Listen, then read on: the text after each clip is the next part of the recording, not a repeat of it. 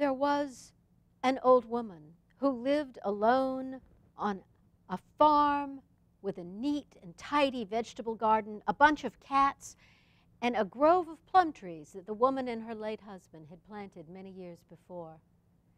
It was late summer, early fall, one of those crisp days when the air is light and glorious, and she awakened that morning wanting nothing so much as an apple cake with her supper.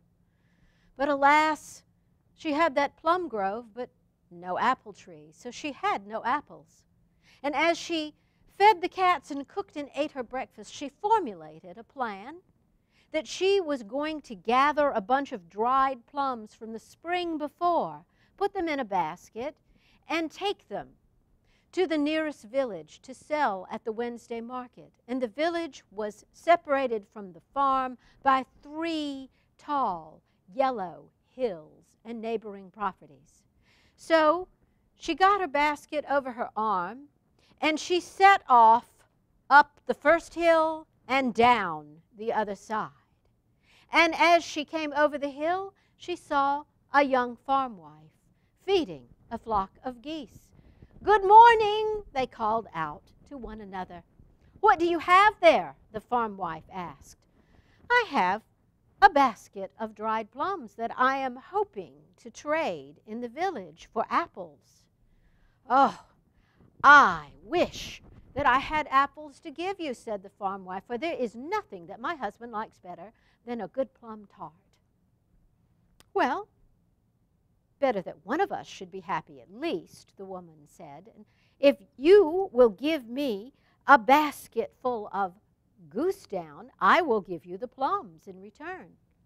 The farm wife didn't hesitate. She went and got a big, tightly packed bundle of goose down, and she traded it for that napkin wrapped around all those plums. The woman waved, and she set off on her way over the second yellow hill. She went up one side and down the other. Now, she always liked coming over the second hill because she could look down on a house which had a beautiful flower garden around it. And today was no exception. There were late summer red roses blooming, and there were yellow and orange lilies, and there were purple coneflowers, and there were beds of white impatiens. And oh, it was a delight to the nostrils to smell those flowers. But it was an assault to the ears to hear what was going on. As she got closer, she heard wadding, straw, no, wadding, no, straw. And she realized it was the raised voices of the young husband and wife, and they were fighting over what was the best material with which to stuff a cushion. When the husband saw her, he said, "Here, here, our neighbor will help us settle this argument. What do you think the best material is? I say wadding, my wife says straw to stuff a cushion." She looked at her basket. "I don't think either one," she said. "I think goose down is what you need." "My grandmother had a goose down cushion," said the wife, and she immediately gave up the idea of the straw. They offered to buy her feathers. She said, "Surely, in the middle of all this beauty, you have an apple tree." But they did not. But they convinced her to take instead a huge bundle of freshly cut flowers, and they hurried around gathering them for her. And so once again, she waved goodbye.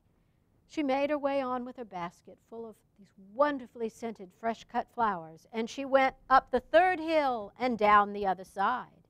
Now, as she crested that third hill, she saw a young man coming toward her, and he should have been a nice-looking young man, but he was frowning so hard, his countenance was so dark, and she called out to him, "Good morning, sir, and a fine, fair morning it is." "Fair or foul," he said when he got closer, "it's all the same to me.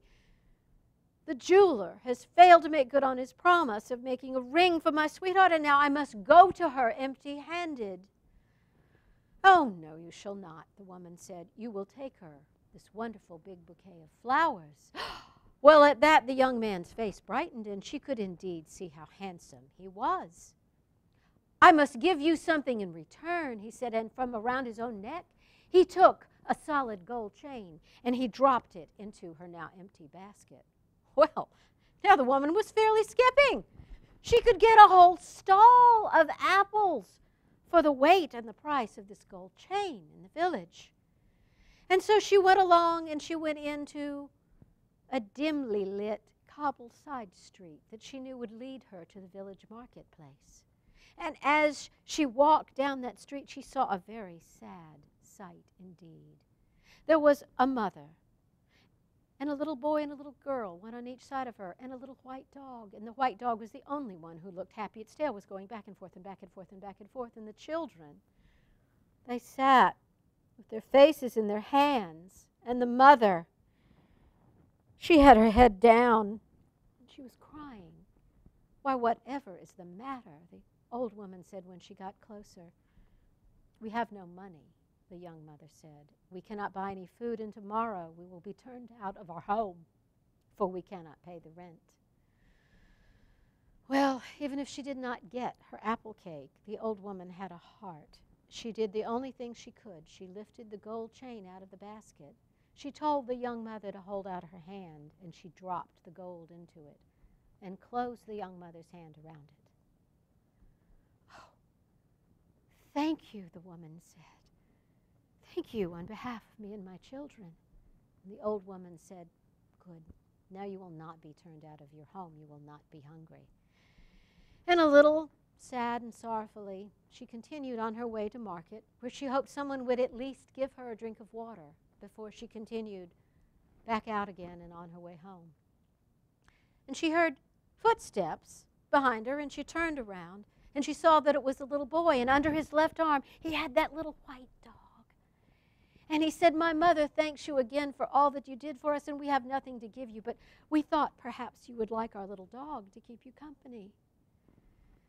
Now, the woman didn't really want a dog, and she knew her cats didn't really want a dog, but she didn't want to be rude, and so she sighed, and she lowered her basket, and the dog jumped in, and he was heavy, much heavier than anything she'd carried so far, and she continued on her way. And she rounded the last corner, and there was a house on that last street on the way to the market, and she had noticed it before, but she'd never come this particular way on a fall day like this.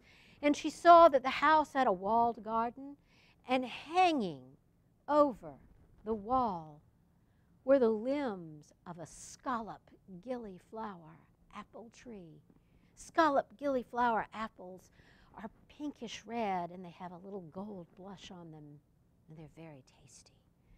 As she got closer, she could see that there was a man sitting on a bench in the sun in the yard between the wall and the house, and she called out to him, oh, good morning to you, sir. What a fine day to be sitting in the sun. Yes, it is. It is a fine day. But I'm old and I am lonely, and I would enjoy this sunshine much more if I had a little dog to keep me company. Little dog like this one, she said.